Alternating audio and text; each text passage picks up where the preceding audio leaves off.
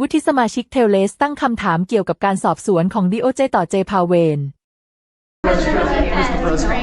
On the Fed, should the DOJ continue with its investigation into Jay Powell? That seems to be a sticking point for Senator Tellez. Well, he's got a building that, I build buildings and I build them under budget, ahead of schedule. I build them, but they're within reason always. And this is a small little complex that's costing billions of dollars, most expensive job per square foot ever built.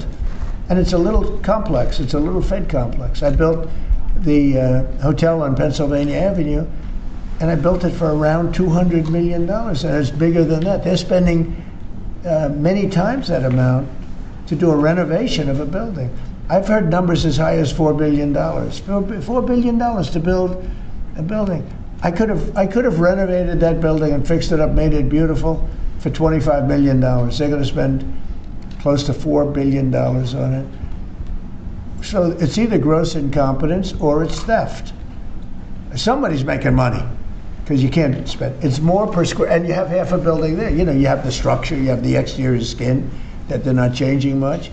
They're building a building and they're spending almost, I'm hearing numbers of between $3 and $4 billion. It's the most expensive structure ever built per square foot. So he's either incompetent or he or somebody is a crook.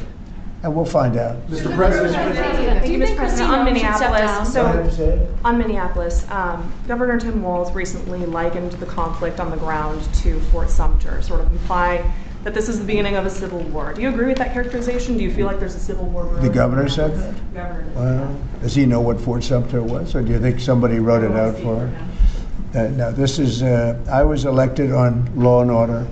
I was elected on a strong border. We had a border that allowed 25 million people to come in. Many were murderers. They murdered people. We had 11,888 murderers. We had prisons, including Venezuela, but Venezuela opened its prisons. So did the Congo. The Congo in Africa opened its prisons. They dumped people into our country. Many countries did that. I would have done that if I were leading a country. I would have dumped the prisoners into our country. We had open borders. We had all these things. I was elected on law and order. I was elected on the economy. I was elected on a lot of reasons. Because when I took over, we inherited a mess. Prices were too high. Inflation was the highest it was in 48 years. I say ever, but the media always corrects me by saying it's only 48 years. I think 48 years almost sounds worse. But when I was elected to do a job. And one of the big things I was elected to do is law and order. We now have the lowest crime rate in the history of our country. We have the lowest murder rate in the history of our country. We have Washington, D.C., which was a dangerous place to walk, is now a totally safe city. You can walk with your husband or your wife. You can walk with your children right down the middle of the city. Nothing's going to happen.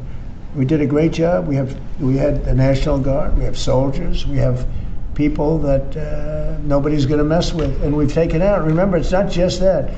In Washington, we've removed over 2,000 criminals. And, if you look at the numbers, a very small percentage of your population, 2%, 3% of your population causes 90% of the crime.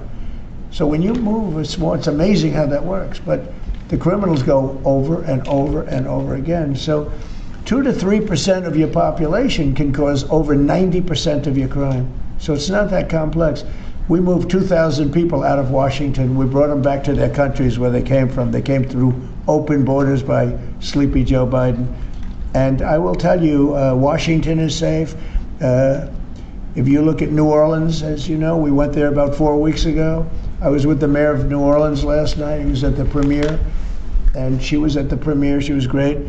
I believe she's a Democrat. She came over. She thanked me so much. She said crime is down more than 50% in just a few weeks.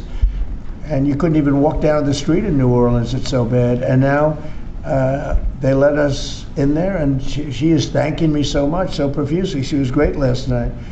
I'd do that if I were a Democrat. I'd say call Trump in, let them do what they do. But we remove people, criminals from the cities, and they become safe cities. If you look at Minneapolis, we have crime down there because we took out thousands of people, despite all the mess and everything else.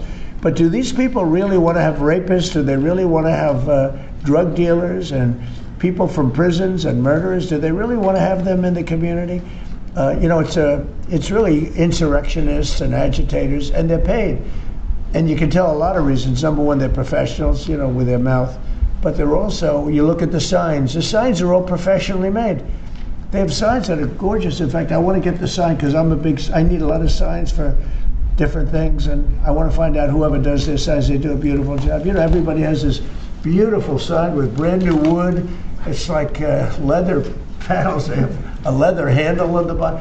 These are people that are handed signs, and we know pretty much, we're getting very close to it, but we know pretty much who's funding this stuff. These are paid insurrectionists, paid troublemakers.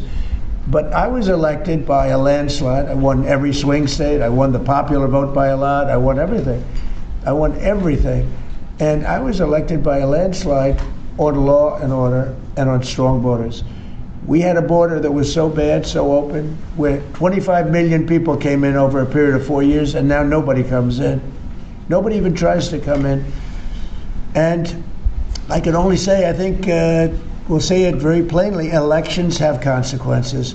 The people want law and order. And we have a silent majority. We have a silent majority of people. They don't go and riot and everything else, but they like what we're doing.